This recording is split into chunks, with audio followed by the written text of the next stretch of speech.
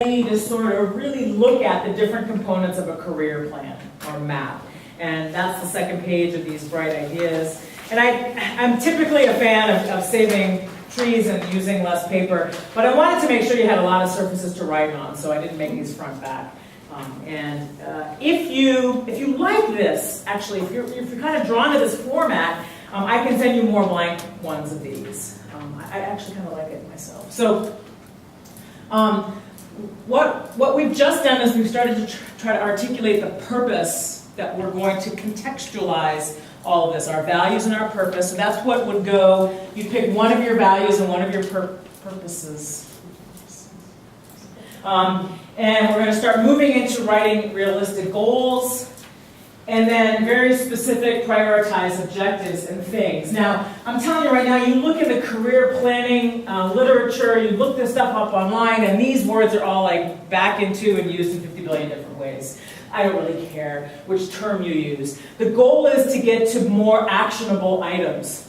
Like next week, I'm going to open up the browser and I'm going to type in grants to study tail development. Right? They're actionable tasks that aren't this monstrous thing, like publish 10 papers on salamander tail development. You can't put that on your calendar because you can't do that in a day. What are the little baby steps that you need to take? And I know it sounds like, yeah, we know how to do this, but sometimes we're on that highway and we know that there's all this other stuff we should be doing, but it all seems big and monstrous that we don't engage in it. So these little steps kind of help. So let me show you a couple of examples.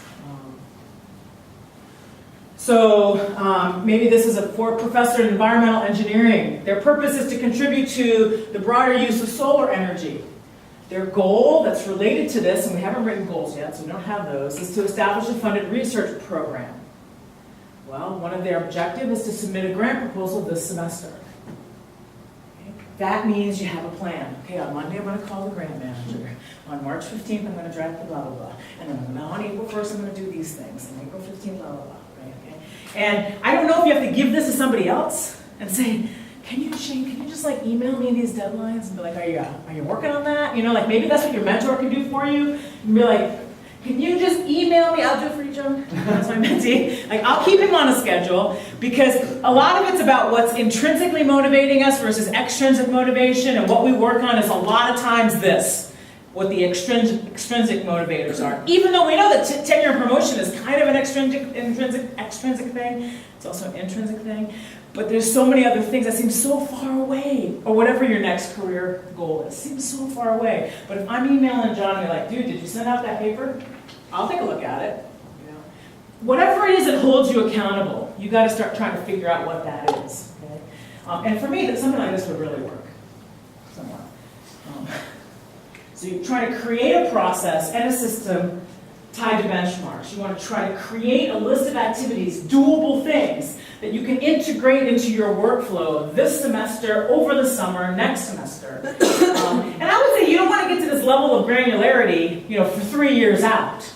You want to get to this level of granularity for the upcoming year. And of course, the granularity should be finer tuned for the semester that we're now in, and kind of like mapping it out as you go along. And of course, it's going to be related to other factors, right? Sometimes I wish that all journals had a deadline for submitting manuscripts. That if you didn't submit your manuscript on time, then you wouldn't ever get to submit it again. And we had an opportunity to do that because we had to submit a special call. We put in a proposal for a manuscript, and they said it was due January 15th. Well, by golly, it was done on January 15th, right? So, I don't know if it would have been done January 15th had we not had that deadline. So a lot of times those external motivators really are a much stronger driving force. But you can ask your unit head to be that external driving force. You'll be having a meeting with your unit heads to talk about, you'll have to fill out that form that talks about your anticipated activities.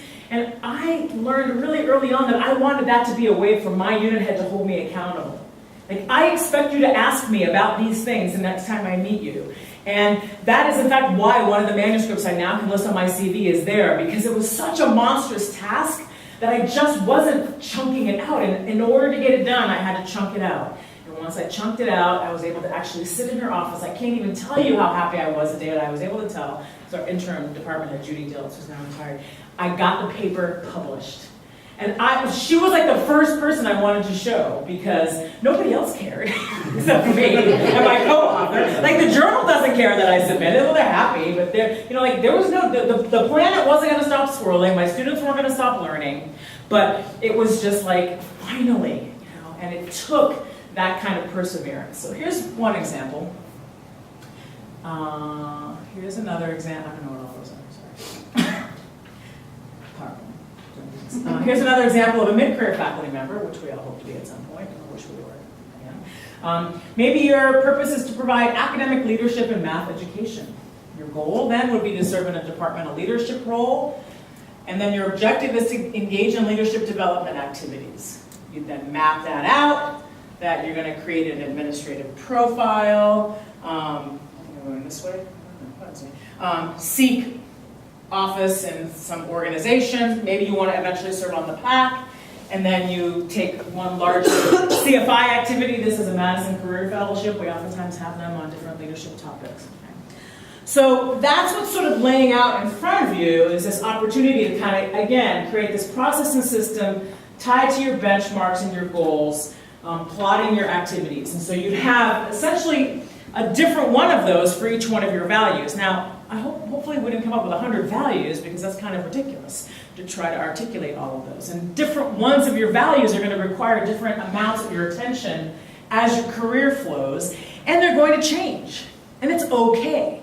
You're not writing a contract here to yourself that you have to uphold by some sort of metric. You're trying to help yourself plan.